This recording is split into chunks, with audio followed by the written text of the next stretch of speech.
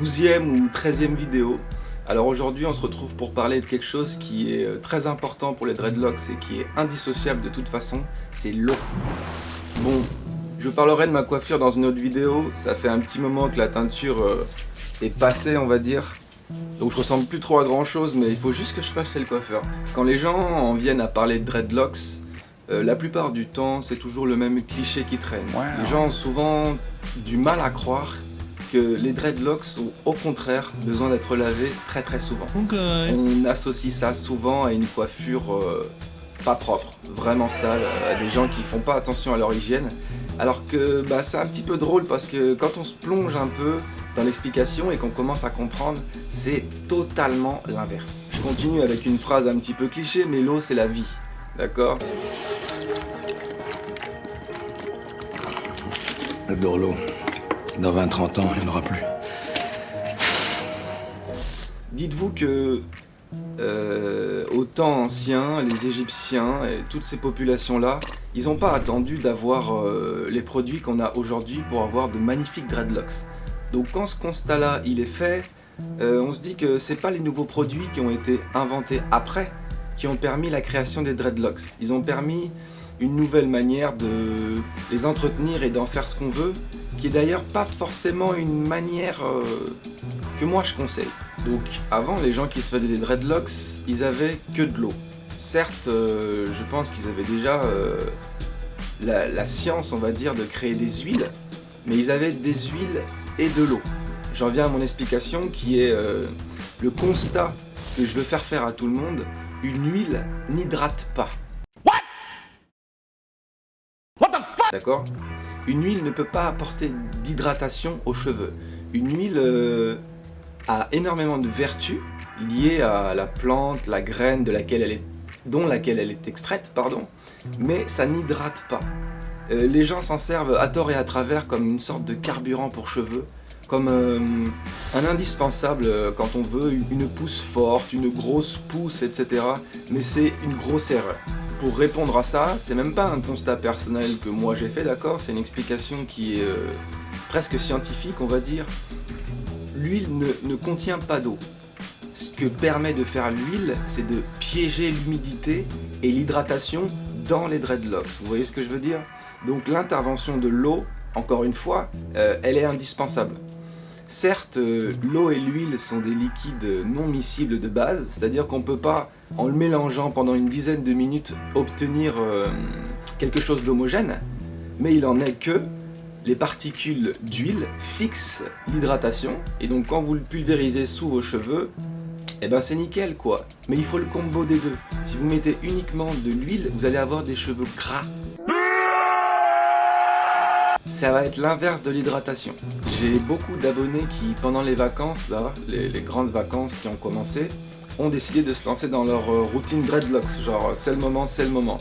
Et pour un départ de dreadlocks, tout le monde a ce cliché, cet automatisme, je vais dire, parce qu'attention, c'est pas du tout pour être négatif, d'accord ? Mais tout le monde a cet automatisme de se dire que il faut plein d'huile. Alors que, encore plus pour un départ, c'est à éviter. Certes, comme j'ai expliqué, ça n'hydrate pas, mais en plus de ça, l'huile c'est quelque chose qui est très glissant. Donc quand on cherche à loquer au début, en tout cas si on fonctionne par du twist, même si c'est sur du crochet, on évite de mettre de l'huile parce que tout ce que ça va faire, c'est permettre aux cheveux de glisser. C'est tout l'inverse du processus de locage, vous voyez ? Donc cet automatisme peut ruiner votre départ juste parce que vous vous en servez encore une fois comme d'un carburant pour cheveux, comme je disais. Je rentre un peu dans l'explication de comment fonctionnent les huiles. L'utilisation efficace d'une huile, en fait, c'est vraiment sur le cuir chevelu. C'est vraiment à la base du cuir chevelu pour les prochains cheveux qui vont pousser. Nous, ça s'explique encore plus, je m'explique, parce qu'on a des dreadlocks. Les dreadlocks, comme chacun sait évidemment, et je l'ai dit dans pas mal de mes vidéos, ça pousse beaucoup plus vite parce que le cheveu mort qui est sur notre tête, qui est censé tomber tout au long de l'année, il tombe pas. Il est piégé sur notre crâne, et c'est pour ça que notre volume de cheveux augmente vraiment beaucoup plus vite si on l'observe d'un seul coup quand on se fait des dreadlocks, Donc, l'intérêt pour nous de mettre des huiles sur les dreadlocks, sur le bout des dreadlocks, etc., alors que c'est uniquement des cheveux qui sont déjà morts. Vous pigez le truc ou quoi ? Ça a aucun intérêt de foutre une huile sur un cheveu qui est mort. L'idée, c'est de l'hydrater pour qu'il ait un espèce d'aspect brillant. Mais je vous ai déjà donné la technique pour ça. L'huile essentielle en elle-même, seule, ça peut vous nuire. Pour pouvoir correctement utiliser une huile sur ses dreadlocks et se faire en quelque sorte un soin, c'est comme ça qu'on appelle ça, il faudrait se faire un bain d'huile sur les dreadlocks, mais à une seule condition, c'est de se doucher après. Vous voyez ce que je veux dire ? C'est ça un soin en fait, mais la condition qu'on peut pas retirer, c'est la douche après. Si vous faites des bains d'huile et que vous gardez ça sur vos dreadlocks, non seulement ils vont être gras, mais ils vont attirer toute la poussière et toutes les saletés possibles. Et retirer de la poussière des dreadlocks, c'est une des tâches. Ça, c'est un des trucs les plus compliqués. Vous allez passer par plein de machins qui vont changer la texture première de vos dreadlocks et en fin de compte, peu sont satisfaits. Vraiment peu sont satisfaits. Encore un sujet que j'ai pas mal abordé ces vacances parce que tout le monde s'en va à la mer, tout le monde se barre, tout le monde va nager, etc. Et j'ai une question qui est revenue beaucoup de fois, c'est est-ce que je peux mouiller mes dreads dans l'eau de mer ?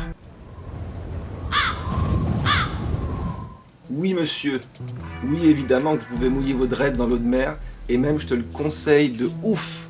L'eau de mer, c'est un peu comme ce que je disais pour les huiles essentielles de tout à l'heure, ou les huiles tout court, c'est que c'est un soin. C'est un soin gratuit offert par la nature. Le sel, en fait, il a cet effet de resserrer les mailles. C'est un peu le même procédé que pour un gel, mais c'est propre au sel. Vous voyez ce que je veux dire ?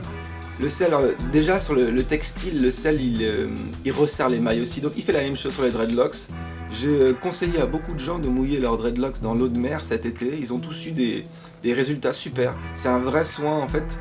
La dreadlocks paraît plus dure, plus durcie, plus resserrée, donc elle est forcément visuellement un petit peu plus belle. Le truc qu'il faut éviter quand on est à la plage, surtout, c'est le sable.